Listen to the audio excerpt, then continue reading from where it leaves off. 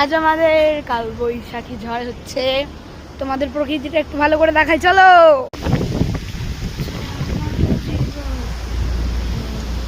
এটা ফিল্টার দেওয়া, আর ফিল্টার ছাড়া তোমাদের দেখাচ্ছি।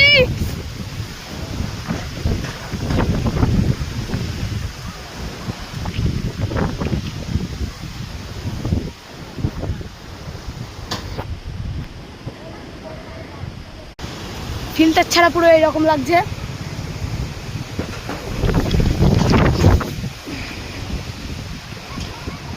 ঠিক করে দাঁড়াতেও পারছি না। আর এইটা হচ্ছে আমাদের বাড়ি, ডাম গাছ, এই রাস্তা দেখে মনে হচ্ছে কত জঙ্গল।